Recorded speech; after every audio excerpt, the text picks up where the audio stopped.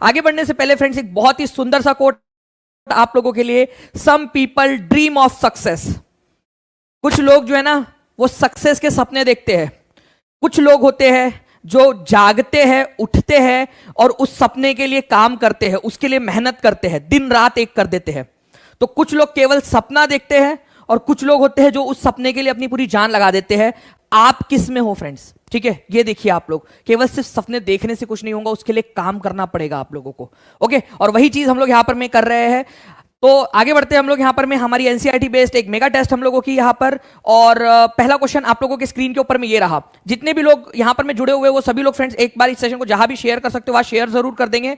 और जिन लोगों ने भी लाइक कर दिया उन सभी लोगों का बहुत बहुत धन्यवाद। लाइक का बटन भी जरूर दबाते रहेंगे। आप लोगों के पास में पोल आ चुका है। देखिए, एडी एनो डोमिनी युग को सीई भी कहा जाता है। तो सीई का फुल फॉर्म क्या है ये बताना है आप लोगों ने। ये एक क्राइस्ट ईरा है, क्रिश्चियन ईरा है, कॉमन ईरा है या करंट ईरा है?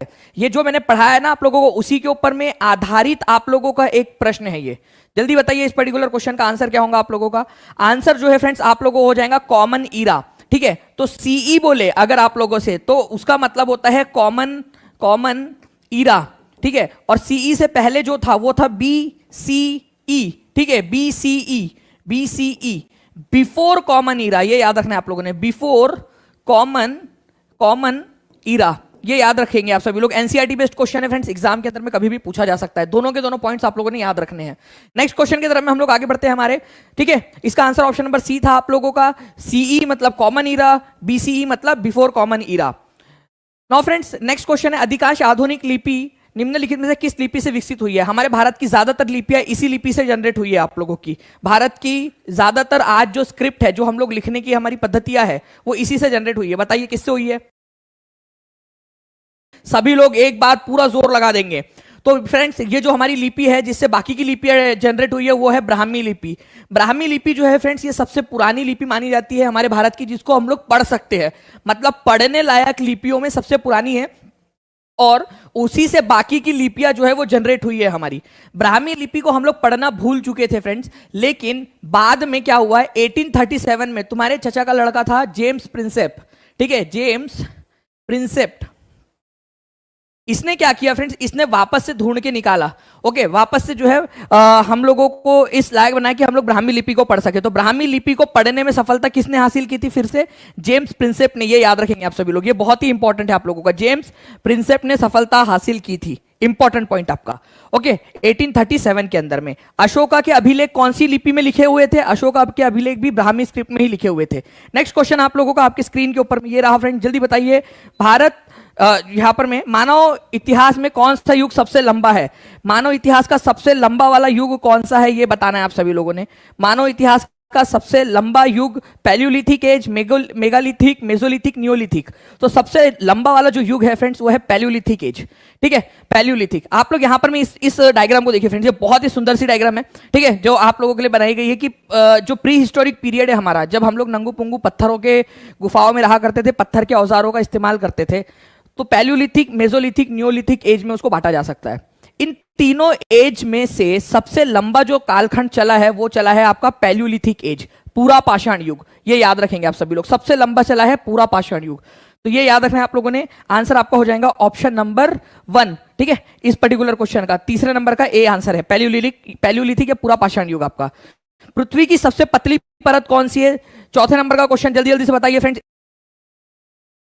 तो आंसर जो है फ्रेंड्स इस क्वेश्चन का हो जाएगा आप लोगों का सबसे पतली परत कौन सी है। ठीक है, तो हमारे पृथ्वी को 3 परतों में बांटा जा सकता है। एक है सबसे पहली हमारी यहां पर में जो है जिसको बोलते हैं क्रस्ट।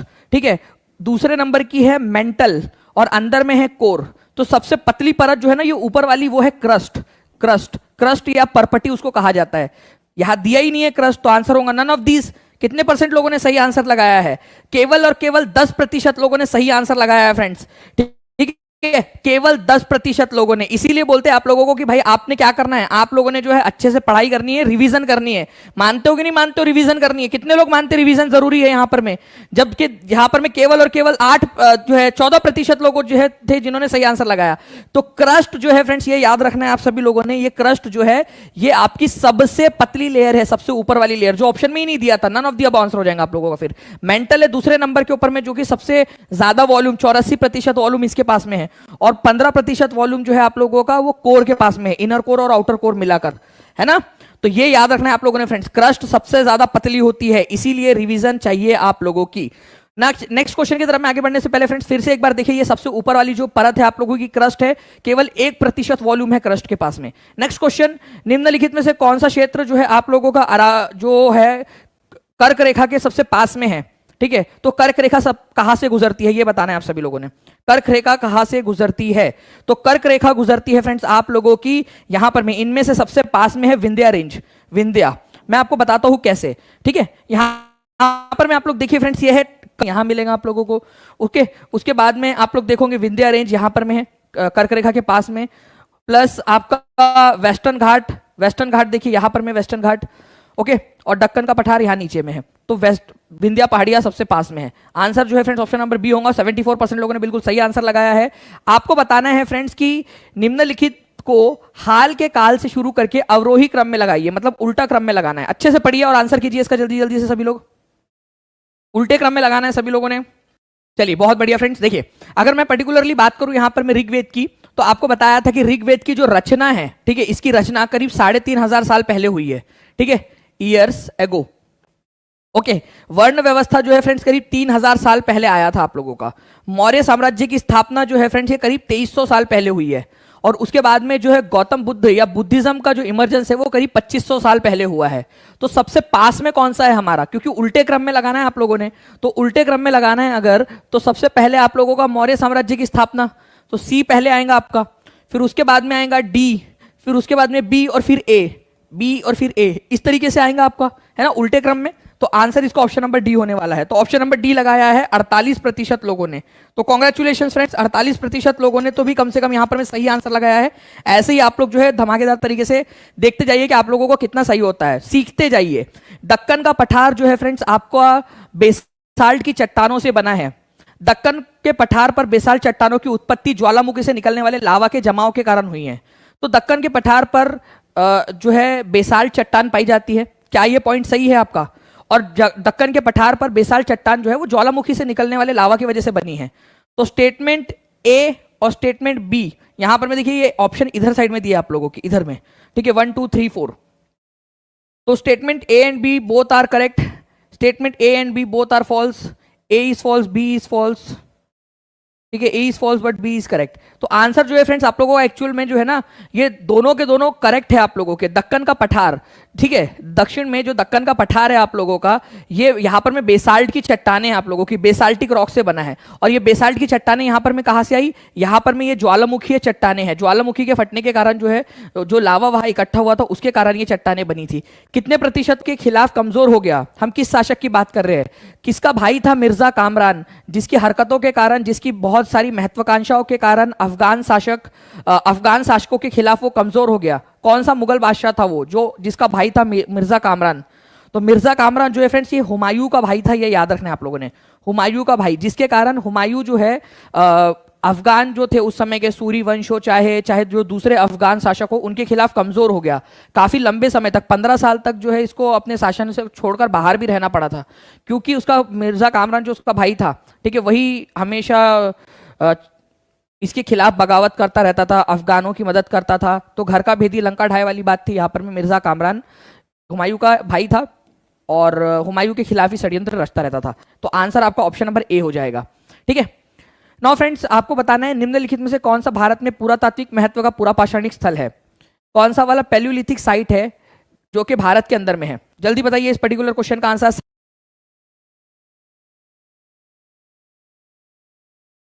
ओके,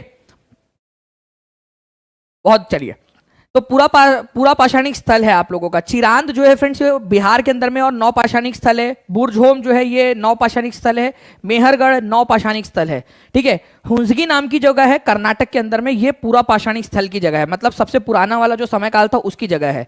चिरांद क्या है जल्दी बताओ, बुर्जहोम क्या है जल्दी बताओ, और मेहरगढ़ कौन सी वाली है, पैलियोलिथिक, मेसोलिथिक, नियोलिथिक? अभी मैंने आप लोगों को बताया है, तो आप लोगों ने आंसर फिर से करना है फ्रेंड्स। सभी लोग जल्दी जल्दी से आंसर करेंगे इस पर्टिकुलर क्वेश्चन का। बहुत बढ़िया, देखिए very good. Mehrgarh Neolithic site है, बाकी की जो है साइट्स नियोलिथिक है। हुंसगी जो है आप लोगों की पूरा पाषाणिक स्थल है, ये याद रखेंगे आप सभी लोग। नेक्स्ट क्वेश्चन की तरफ में आगे बढ़ते हैं फ्रेंड्स हमारे। ठीक है, ये हुंसगी आप लोगों को मिलेंगी कर्नाटक के अंदर में यहां पर। ओके चलिए, नेक्स्ट है आपका पृथ्वी की आकृति को जियोइड के रूप में वर्णित किया गया है। पृथ्वी, the shape of earth is described as geoid. पृथ्वी के आकार को जियोइड कहा जाता है। The pole of earth are slightly flattened. ठीक है, पोल्स जो है पृथ्वी के थोड़े से चपटे हैं, और पृथ्वी जो है इसी वजह से जियोइड शेप की कहलाती है। जल्दी बताइए कौन सा वाला स्टेटमेंट सही है? तो both A and B are true, मतलब दोनों के दोनों स्टेटमेंट सही है आपके, और दो जो है वो रीजन है ए का। मतलब पृथ्वी को जियोइड क्यों कहा जाता है? ऐसे ही हमारा मन आया यहां पर में कि भाई क्या नाम रखे हमारी पृथ्वी का, राधाबाई, ठीक है, चंपाबाई, क्या नाम रखे हमारी पृथ्वी का? एक काम करते जियोइड रख देते इसके शेप का नाम। ऐसा किया कि हम लोगों ने नहीं, जियोइड इसका क्यों रखा हमने नाम? क्योंकि उसका शेप एक थोड़ा सा अलग है, वो पूरा परफेक्टली स्फीयर नहीं है। पोल के पास में चपटी है, और पोल ध्रुवों के पास में पोल आप लोगों के ध्रुवों के पास में चपटी है, और इक्वेटर के पास में उभरी हुई है, बल्जी है। इसी वजह से जो है फ्रेंड्स इसका नाम जियोइड पड़ा है। तो ये भी सही है, ये भी सही है, और इसी के कारण, ये दूसरा वाला जो रीजन है ना, इसी के कारण इसका नाम जियोइड पड़ा है। तो आंसर इसका होगा both 1 and 2 are true, and 2 is the correct reason for A. इसका नाम जियोइड रखने का कारण क्या है? क्यों रखा हम लोगों ने इसका नाम जियोइड? क्योंकि ये ऐसे शेप का है, इसी वजह से। ओके, याद रखना है आप सभी लोगों ने, इंपॉर्टेंट पॉइंट है, एग्जाम के अंदर में कभी भी पूछा जा सकता है आप सभी लोगों से। ओके, तो आंसर इसका हो जाएगा फ्रेंड्स ऑप्शन नंबर ए। कितने परसेंट लोगों ने सही आंसर लगाया है यहां पर में? चलिए, बफरिंग का इशू कुछ लोग बता रहे हैं यहां पर में, एक बार देख लेंगे कि बफरिंग जो है वो आप लोगों की आ रही है क्या। ठीक है, नाउ फ्रेंड्स यहां पर में आप लोग देखिए, अश्वघोष जो एक पोएट था, किसके दरबार में, जिसने किसकी रचना की है? वाह क्या क्वेश्चन है भाई, मतलब जबरदस्त क्वेश्चन। DSSB JEC का क्वेश्चन है आप लोगों का। अश्वघोष, 2 क्वेश्चन को एक ही साथ आ गया आप लोगों का। ठीक है, देखिए फ्रेंड्स, अश्वघोष जो है ये आपका जो है कनिष्क का दरबारी कवि था। ठीक है, कनिष्क का दरबारी कवि था, ये याद रखना है आप सभी लोगों ने। और बुद्ध चरिता नाम की पुस्तक की रचना की है इसने। कनिष्क का दरबारी कवि था और बुद्ध चरिता नाम की पुस्तक की रचना की थी। तो आंसर इसका हो जाएगा फ्रेंड्स ऑप्शन नंबर बी। ठीक है, answer is option number B. Kanishka का दरबारी कवि था अश्वघोष, और बुद्ध चरिता नाम की पुस्तक की इसने रचना की है। नेक्स्ट क्वेश्चन की तरफ में हम लोग आगे बढ़ते हैं फ्रेंड्स। आंसर हो जाएगा आप लोगों को ऑप्शन नंबर बी। ठीक है, तो बुद्ध चरिता ये आपका सुपर टेट के अंदर में भी क्वेश्चन आ चुका है फ्रेंड्स, आगे में भी पूछे जाने की संभावना बनती है। नेक्स्ट क्वेश्चन, अशोक के शिलालेखों और ब्राह्मी लिपियों को किसके द्वारा पढ़ा गया था? Important question. अभी आपको जो है स्टार्टिंग में मैंने बताया भी कि अशोका के शिलालेखों की रचना ब्राह्मी लिपि के अंदर में हुई थी, ब्राह्मी। और ब्राह्मी लिपि को किसने पढ़ा? तो ब्राह्मी लिपि को पढ़ा था फ्रेंड्स जेम्स प्रिंसेप ने। ठीक है, जेम्स प्रिंसेप ने 1837 के अंदर में इसको पढ़ा था। इंपॉर्टेंट क्वेश्चन है, बहुत ज्यादा इंपॉर्टेंट क्वेश्चन, आगे में कभी भी पूछे जाने की संभावना है। जल्दी से लाइक का नंबर भी बढ़ाते रहेंगे। B is the correct answer. James Prinsep नाम के एक व्यक्ति थे जिन्होंने 1837 में ब्राह्मी और खरोष्टी लिपि को पढ़ा था, जिससे कि हम सम्राट अशोक के अभिलेखों को पढ़ पाए। अदरवाइज हम लोग नहीं पढ़ पाते। अगर जेम्स प्रिंसेप नहीं होते तो हम लोग वो लिपि को नहीं पढ़ पाते, ना ही अशोका के बारे में हमारे पास में इतनी सारी जानकारी अवेलेबल हो पाती। नेक्स्ट क्वेश्चन, आपको बताना है कि निम्नलिखित में से कौन सा समुद्रगुप्त के सैन्य अभियान के 3 चरणों की विस्तृत जानकारी देता है? समुद्रगुप्त के बारे में कौन सा अभिलेख है जो जानकारी हम लोगों को देता है? बहुत ही सिंपल सा क्वेश्चन है फ्रेंड्स। अशोका के बारे में आप लोगों को पता है, ब्राह्मी जो है अभिलेख के अंदर में अशोका ने बहुत सारी जो है चीजें लिखवाई है। समुद्रगुप्त का सैन्य अभियान, ठीक है, संस्कृत भाषा के अंदर में इलाहाबाद पिलर इंस्क्रिप्शन जो है, इलाहाबाद पिलर इंस्क्रिप्शन, या इसको प्रयाग प्रशस्ति भी बोला जाता है, उसमें आपको मिलती है समुद्रगुप्त के बारे में जानकारी। प्रयाग प्रशस्ति, प्रयाग, ठीक है, प्रयाग प्रशस्ति में ये लिखवाई थी हरिसेन ने। हरिसेन कौन था? ठीक है, हरिसेन कौन था समुद्रगुप्त का? बताओ, हरिसेन समुद्रगुप्त का कौन था? दरबारी कवि था, ये याद रखना है आप सभी लोगों ने। दरबारी कवि था समुद्रगुप्त का हरिसेन। उसके दरबार में दरबारी कवि भी था, कुमार अमात्य भी था, सबसे इंपॉर्टेंट वाला मंत्री संधि विग्रही का भी था। ठीक है, ये भी याद रखना है आपने कि बहुत सारी अलग अलग पोस्ट इसके पास में थी। तो ऑब्वियस सी बात है समुद्रगुप्त की तारीफों में लिखेगा ही वो बहुत सारी चीजें। ओके, चलिए, तो C is the correct answer. Next question जो है फ्रेंड्स, आपको बताना है which of the following statement are true about Inamgaon. इनाम गांव के बारे में कौन सा वाला स्टेटमेंट सही है? तो आंसर यहां पर मैं मैक्सिमम लोग जो है फ्रेंड्स लगा रहे हैं, ठीक है, जो मैं देख पा रहा हूं सी आंसर लगा रहे हैं। आपको बता दूं फ्रेंड, दक्षिण नहीं उत्तर की तरफ, नॉर्थ की तरफ सर रख के दफनाया जाता था। दिशा में क्यों कंफ्यूज हो गए आप सभी लोग? केवल पहला वाला सही है, दूसरा वाला गलत है। यहां पर मैं आंसर जो है आप लोगों का साउथ नहीं होना चाहिए, नॉर्थ की तरफ रख के दफनाते थे। भूल गए कि राजू बेचारा मर गया आप लोगों के लिए समझाने के लिए कि भाई जब भी मरता था तो नॉर्थ में सर रख के दफनाते थे, नॉर्थ डायरेक्शन में। बेचारा राजू मर गया तुम्हारे लिए और तुम लोग आंसर याद नहीं रख पाए। तो ओनली वन, केवल पहला वाला सही है। 14वें नंबर का आंसर जो है आप लोगों को हो जाएगा ऑप्शन नंबर ए। अब याद रहेगा हमेशा? अब हमेशा याद रहेगा कि नहीं रहेगा आप लोगों को? जल्दी बता दीजिए। नॉर्थ डायरेक्शन में सर रख के दफनाते थे इनाम गांव के अंदर में, घोड़ नदी के किनारे पर है। आगे बढ़ते हैं हम लोग फ्रेंड्स, यहां पर मैं हमारे नेक्स्ट क्वेश्चन की तरफ में। हमारा इनाम गांव है कहां पर में, कौन से राज्य में? एक्स्ट्रा पॉइंट याद रख लो, महाराष्ट्र के अंदर में है। नेक्स्ट, निम्नलिखित शासकों में से किसने दीवाने अमीर कोही नाम से विभाग की स्थापना की थी? दीवाने अमीर कोही, तो दीवान ए अमीर कोही नाम से डिपार्टमेंट की स्थापना की थी फ्रेंड्स मोहम्मद बिन तुगलक ने।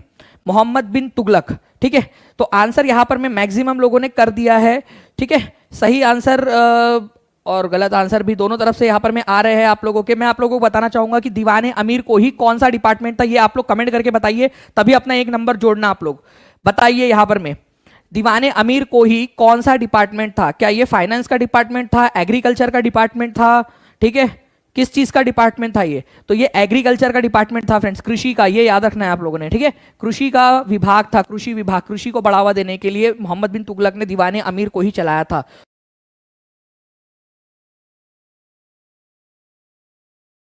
ओके, चरक किसके दरबार में दरबारी चिकित्सक थे? चरक, ठीक है, चरक। चरक संहिता नाम की पुस्तक लिखी है इन्होंने, जिसमें उन्होंने हड्डियों की गणना की थी। गलत की थी गणना उन्होंने, लेकिन चलो ट्राई तो किया भाई ने। ट्राई के लिए यार फुल मार्क्स तो उनको मिलना ही चाहिए। तो याद रखेंगे चरक किसके दरबार में दरबारी कवि थे? तो कनिष्क के थे। कनिष्क के दरबारी कवि का नाम था अश्वघोष और दरबारी चिकित्सक का नाम था चरक, ठीक है।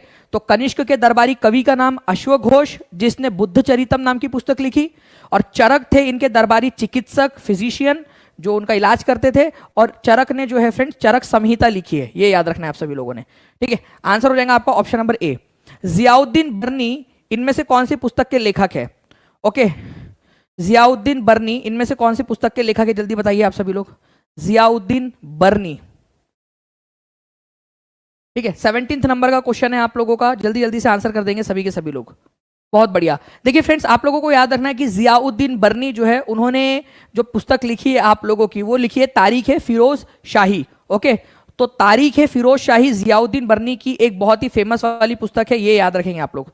ओके, तारीख है फिरोज शाही जियाउद्दीन बर्नी ने लिखी है। 17 नंबर का आंसर हो जाएगा आप लोगों का ऑप्शन नंबर बी, ठीक है। इसके अलावा जो है फ्रेंड्स फतवा ए जहांदरी नाम की एक पुस्तक है जो इन्होंने ही लिखी थी। फतवा ए जहांदरी, फतवा ए जहांदरी, जहांदरी, जहांदरी, ओके, फतवा ए जहांदरी और तारीख फिरोज शाही। बोलो जल्दी से, जिन लोगों का भी गलत हुआ होगा तो भी कोई बात नहीं, यहां पर मैं सीखने के लिए तो आए हैं ना, सीखेंगे तभी तो आगे बढ़ेंगे। फतवा ए जहांदरी जियाउद्दीन बर्नी ने लिखी है, फतवा ए जहांदरी जियाउद्दीन बर्नी, ठीक है। तारीख है फिरोज शाही जियाउद्दीन बर्नी, सभी लोग याद रखेंगे फ्रेंड्स, इंपॉर्टेंट है, एग्जाम के अंदर में पूछा जा सकता है आप लोगों से, ठीक है। ये जो फतवा जहांदरी है ना फ्रेंड्स, इसके अंदर में जो मुस्लिम शासक है उसको उसने कुछ गाइडलाइंस दी है, कुछ नसीहतें दी है। उसने बताया कि मुस्लिम शासकों ने कैसा होना चाहिए फतवा जहांदरी के अंदर में, और तारीख फिरोज शाही के अंदर में उसने फिरोज शाह के समय काल के बारे में जानकारी आप लोगों को दी है। तो आंसर इसका ऑप्शन नंबर बी हो जाएगा। फतवा जहांदरी बहुत ही इंपॉर्टेंट बुक है फ्रेंड्स।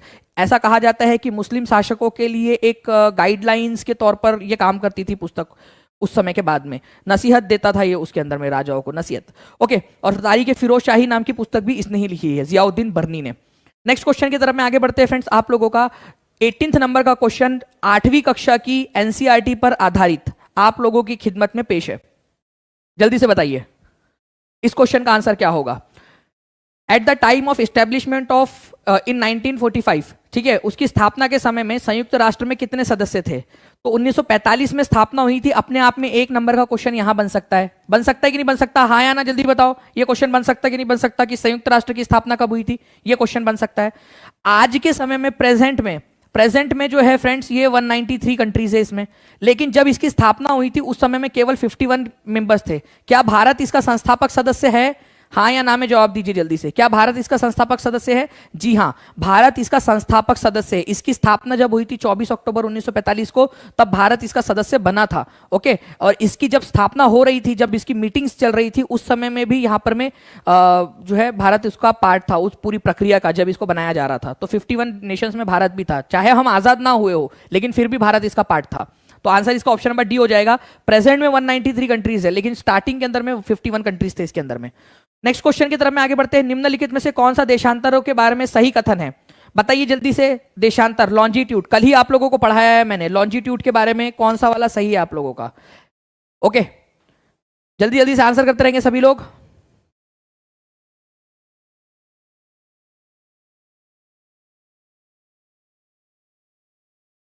ठीक है, तो देखिए अगर हम लोग बात करेंगे फ्रेंड, निम्नलिखित में से कौन सा देशांतर के बारे में सही कथन है? The length is longest at pole, सबसे जो ज्यादा लंबाई है वो पोल के ऊपर में है। ठीक है, देशांतर की।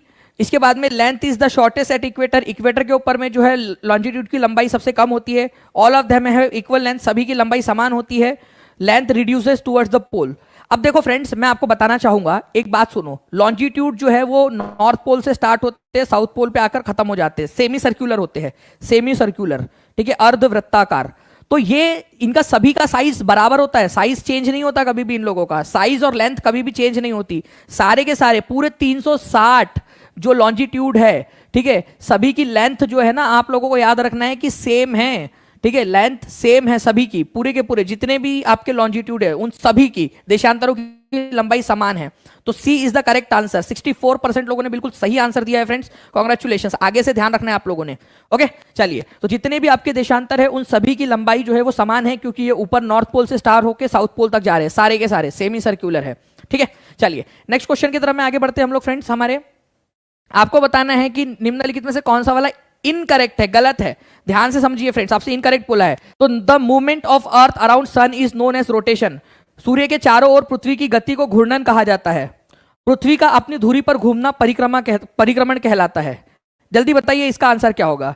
जब पृथ्वी सूरज के चारों ओर घूमती है उसको घूर्णन कहते हैं, रोटेशन कहते हैं। और पृथ्वी जब अपनी धुरी पर घूमती है, अपने आप में ऐसा गोल गोल रानी इतना इतना पानी करके घूमती रहती है, उसको परिक्रमण कहते हैं। तो फ्रेंड्स दोनों के दोनों पॉइंट्स गलत है आपके, दोनों के दोनों उल्टा दिया हुआ है, उल्टा दिया हुआ है। इसी वजह से आंसर सी हो जाएगा बोथ, क्योंकि आपसे तो गलत पूछा था, है ना, आप लोगों से ही पूछा है ना कि गलत कौन सा है, तो दोनों के दोनों गलत है। ठीक है, दोनों के दोनों गलत है। तो ये याद रखना है आप लोगों ने कि आंसर इसका ऑप्शन नंबर सी हो जाएगा। तो सूर्य के चारों ओर पृथ्वी की गति को आप परिक्रमण कहते हो, ये इसको परिक्रमण कहते हैं। और जो घूर्णन है ना, वो अपने आप जब धुरी पर घूमती है, खुद के अराउंड जब गोल गोल घूमती है, उसको घूर्णन या रोटेशन कहा जाता है। इसको याद रखना है फ्रेंड्स। देखो, पृथ्वी अपने खुद का अराउंड घूम रही है, गोल गोल घूम रही है, वो रोटेशन घूर्णन कहलाता है। और पृथ्वी जो सूरज के अराउंड घूम रही है उसको रिवोल्यूशन या फिर आप लोग परिक्रमण कहते हो। ओके, तो ये दोनों पॉइंट्स आप लोगों ने याद रखने हैं, इंपॉर्टेंट है आपका। ओके, दोनों के दोनों जो है अपोजिट दिए हुए हैं, इसी वजह से आंसर इसका ऑप्शन नंबर सी होगा आपका। और गलत आपसे पूछा था, इसी वजह से एग्जाम में आप लोगों ने ध्यान से लगाना है आंसर को। गलत देखे नहीं, कोई बात नहीं अर्चना सिंह जी, अभी नेक्स्ट टाइम से ध्यान रखना, क्योंकि आप जो है जब आप ध्यान रखोगे तभी आप लोग इस तरीके से इसको कर पाओगे। प्रियंका कुमारी सिंह जी व्हाट्सएप कर दीजिए, उसके ऊपर में आपको जानकारी मिल जाएगी। ओके, नेक्स्ट क्वेश्चन की तरफ में आगे बढ़ते हैं फ्रेंड्स। खादर, अच्छा जल्दी से बता देना 20 में से कितना नंबर आया था आप लोगों का, 20 में से कितना स्कोर आया है, ये भी आप लोग कमेंट करके बता दीजिए मुझे। ठीक है, खादर और भांगार निम्नलिखित में से किस प्रकार की मिट्टी है? खादर और भंगार किस प्रकार की मिट्टी है, ये बताते रहेंगे आप सभी लोग। ठीक है, काली मिट्टी, एल्यूवियल जलोढ़ मिट्टी, लाल मिट्टी या लेटराइट, कौन से वाले मिट्टी का प्रकार है खादर और भंगार? तो खादर और भंगार ये आप लोगों की जो है फ्रेंड्स एलुवियल सॉइल, जलोढ़ मिट्टी का प्रकार है।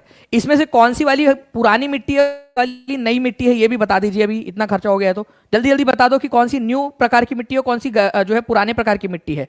तो आपकी जो खादर है फ्रेंड्स ये न्यू है, नई वाली मिट्टी है, नई वाली जलोढ़ मिट्टी। और भांगर जो है आप लोगों की ओल्ड एलुवियल सॉइल है। दोनों के दोनों पॉइंट्स इंपॉर्टेंट है, याद रखेंगे आप सभी लोग। ठीक है, चलो आगे बढ़ते हैं फ्रेंड्स। आप लोगों का खादर पुरानी वाली मिट्टी, भांगर जो है आप लोगों की न्यू वाली मिट्टी है एलुवियल सॉइल के प्रकार में। Next, Llanos, steppe, prairies, weld, option eliminate करके आप लोग कोशिश कीजिए फ्रेंड्स यहां पर में कैसे आंसर लगाया जा सकता है। आप लोगों का यूपी पीसीएस सिविल सर्विसेज 2016 में आया था, एनसीईआरटी बेस्ड क्वेश्चन है। कोशिश करना है आप लोगों ने कि इसका आंसर क्या होगा आपका।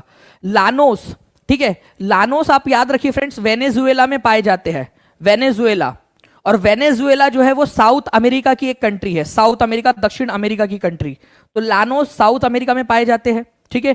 वेल्ट जो है फ्रेंड्स वो दक्षिण अफ्रीका में पाए जाते हैं। तो अफ्रीका दक्षिण अफ्रीका मतलब अफ्रीका, ठीक है, दक्षिण अफ्रीका। तो ए की जोड़ी 4 के साथ और डी की जोड़ी 2 के साथ, ए की जोड़ी 4 के साथ, डी की जोड़ी जो है 2 के साथ। तो 4 2, देखिए यहां 4 है, यहां 2 है, ठीक है, यहां 4 और 1 है, तो ये आंसर नहीं हो सकता तीसरा वाला। 4 है और 2 है, ठीक है। तो आप लोगों का एक ऑप्शन एलिमिनेट हो गया, ऑप्शन नंबर 3 एलिमिनेट हो गया। ऑप्शन नंबर 3 कोई नहीं लगाएगा अब, ठीक है। आपका देखिए यहां पर में जो 13% लोग लगा चुके हैं उनका गलत हो गया है। अब बाकी में देखेंगे यहां पर में फ्रेंड्स, प्रेरीज नॉर्थ अमेरिका में बोला जाता है, प्रेरीज घास के मैदान उत्तरी अमेरिका में है आप लोगों के। सी की जोड़ी लगेंगी 1 के साथ में, ठीक है। तो सी की जोड़ी 1 के साथ में केवल एक जगह पे लगी थी और ये क्लीन बोल्ड, आप लोगों का आंसर आपके सामने आ चुका है, clean sweep, okay. Prairies north America में। आपको याद रखना है कि नॉर्थ अमेरिका के लोग प्रेयर कर रहे हैं कि अगले जन्म हमें ड्रम चच्चा ना दीजो, अब आगे से कभी भी ट्रम्प को जिता के नहीं लाना है करके। तो प्रेरीज जो है फ्रेंड्स नॉर्थ अमेरिका की, प्रेयर कर रहे हैं वो लोग, प्रेरीज घास के मैदान, ओके। तो नॉर्थ अमेरिका में है, याद रखेंगे। स्टेपी जो है फ्रेंड्स वैसे तो सेंट्रल एशिया में पाया जाता है, लेकिन इसका कुछ हिस्सा यूरोप में भी जाता है, इसी वजह से मैंने उससे एलिमिनेट नहीं किया आपका। स्टेपी सेंट्रल एशिया, मध्य एशिया में पाया जाता है और कुछ हिस्सा इसका यूरोप के अंदर में भी पाया जाता है, इस वजह से इसका आंसर आपका बी की जोड़ी 3 के साथ में लगेंगी, ठीक है। चलो नाउ फ्रेंड, निम्नलिखित में से कौन पल्लवों की राजधानी थी? सभी लोगों ने आंसर करना है। 1750 लोग हो गए हैं, 250 की जरूरत है। और लाइक का नंबर भी बढ़ाते रहेंगे फ्रेंड, जितने भी लोग देख रहे हैं। जिन लोगों ने टीचिंग परीक्षा चैनल को सब्सक्राइब नहीं किया है वो लोग चैनल को सब्सक्राइब भी जरूर कर लीजिए। बताइए इस पर्टिकुलर क्वेश्चन का आंसर क्या होगा आप लोगों का? इसका आंसर होगा फ्रेंड्स आपका कि भाई पल्लवों की राजधानी थी आपकी कांचीपुरम, ठीक है, कांचीपुरम, कांचीरे कांचीरे, ठीक है। तो कांचीपुरम आप लोगों का आंसर होने वाला है, पल्लवों की राजधानी। रायचूर दो आब, दो आब का मतलब क्या होता है? दो आब, ठीक है, आब मतलब पानी और दो आब मतलब दो पानी के बीच का एरिया। तो रायचूर दो आब, बताओ कौन से दो नदियों के बीच का इलाका है? रायचूर दो आब, ये भी क्वेश्चन काफी सारे एग्जाम्स में पूछा जाता है, तो आप लोग जल्दी से बताएंगे रायचूर दो आब कौन से दो नदियों के बीच का इलाका है। आप लोगों का कॉन्फिडेंस बढ़ रहा है कि नहीं बढ़ रहा है? जैसे जैसे रिवीजन कर रहे हो बढ़ रहा है ना आपका कॉन्फिडेंस, आप आंसर कर पा रहे हो, आप जब ऑप्शन देख रहे हो तो उसको भी बता पा रहे हो आप लोग कि क्या होगा। जैसे कृष्णा तुंगभद्रा की लाइन लगा दी है आप लोगों ने, ओके। तो कृष्णा और तुंगभद्रा नदी के बीच में है, कृष्णा और तुंगभद्रा, तुंग, ठीक है, तुंगभद्रा, ठीक है, तुंगभद्रा। ये तुंगभद्रा नदी जो है फ्रेंड्स ये कृष्णा की ही सहायक नदी है, ये याद रखना है आप लोगों ने, बाद में जाकर कृष्णा में ही मिल जाती है। नेक्स्ट क्वेश्चन की तरफ में आगे बढ़ते हैं हम लोग। यहां पर में ये कांची आप लोग देख रहे हो फ्रेंड्स, यहां पर में ये पल्लव लोगों की राजधानी थी। भारत में क्रिप्स मिशन के समय ब्रिटिश प्रधानमंत्री कौन थे? ये क्रिप्स मिशन भारत में आया कब था ये भी बता देना मुझे, ठीक है। क्रिप्स मिशन कौन से साल में भारत में आया था? इंपॉर्टेंट क्वेश्चन है, ठीक है। क्रिप्स मिशन भारत में कब आया था ये बताएंगे आप सभी लोग, और इसके अलावा ये भी बताएंगे कि भाई उस समय ब्रिटेन के प्रधानमंत्री कौन थे। अगर हिम्मत है तो ये भी बता दो कि उस समय में भारत का वायसराय कौन था। तो देखिए फ्रेंड्स, क्रिप्स मिशन आया था भारत के अंदर में मार्च, ठीक है, 1946 में, 1946 के अंदर में, ये याद रखेंगे आप सभी लोग। मार्च 1946 के अंदर में क्रिप्स मिशन भारत आया। उस समय में फ्रेंड्स ब्रिटेन के प्रधानमंत्री थे क्लीमेंट एटली, भारत की आजादी के समय में भी यही थे, इन्होंने ही भेजा था अपने मंत्रिमंडल, ठीक है। अच्छा, यहां पर में क्रिप्स मिशन आप लोगों से पूछा गया है, ठीक है, क्रिप्स मिशन। तो एक सेकेंड फ्रेंड्स, क्रिप्स मिशन जो है आप लोगों का ये था 1942 का आप लोगों का, ठीक है, क्रिप्स मिशन 1942 का, और उस समय में थे विंस्टन चर्चिल आप लोगों के, विंस्टन चर्चिल। अब मैं आपका यहां पर मैं दोनों के दोनों पॉइंट क्लियर कर ही देता हूं, फिर से ये क्वेश्चन आप लोगों से पूछ लूंगा, ठीक है। यहां पर मैं देखिए आप लोग सभी के सभी लोग, क्रिप्स मिशन जो है, क्रिप्स मिशन, ठीक है, और कैबिनेट मिशन, कैबिनेट मिशन, दोनों के दोनों पॉइंट में आप लोगों को ध्यान रखना है। क्रिप्स मिशन जो है वो आया था आप लोगों का 1942 के अंदर में। उस समय में वर्ल्ड वॉर 2 चल रहा था, वर्ल्ड वॉर 2 चल रहा था, और वर्ल्ड वॉर 2 में भारत की मदद मांगने के लिए, भारतीय लोगों की मदद मांगने के लिए जो स्टैफोर्ड क्रिप्स थे आप लोगों के, उनके नेतृत्व के अंदर में विंस्टन चर्चिल उन्होंने जो है फ्रेंड्स ये भेजा था कि भारतीय लोगों को जाके मनाओ करके, ओके। कैबिनेट मिशन जो है ये आया आप लोगों का, कैबिनेट मिशन 1946 के अंदर में, और उस समय में सरकार बदल चुकी थी, विंस्टन चर्चिल की जगह पे क्लीमेंट एटली जो है वो प्रधानमंत्री बन चुके थे। तो अब हम लोग देख लेते हैं कि क्वेश्चन हमसे क्या पूछ रहा है। क्वेश्चन हमसे पूछ रहा है कि क्रिप्स मिशन जो कि 1942 में आया था, उस समय में प्रधानमंत्री कौन थे? तो आंसर विंस्टन चर्चिल लगाना है हम लोगों ने, ठीक है, विंस्टन चर्चिल। चलो कोई नहीं फ्रेंड्स, यहां पर मैं आप लोग जो है दोनों के दोनों पॉइंट्स आप लोगों को समझ गए, लिख दो जल्दी से कमेंट बॉक्स में ताकि याद हो जाए आप लोगों को। क्रिप्स मिशन बोला है आप लोगों से, 1942 में आया था, ठीक है, विंस्टन चर्चिल प्रधानमंत्री थे, ठीक है। कैबिनेट मिशन 1946 में आया था, क्लीमेंट एटली थे। अब मैंने एक बार बोल दिया है आप लोगों को कि भाई वायसराय भी बता देना करके, अब जब बोल दिया है तो बोल दिया है, जब बोल दिया है तो बोल दिया है, हम वो भी करेंगे फिर। इसमें कोई बहुत बड़ी बात थोड़ी है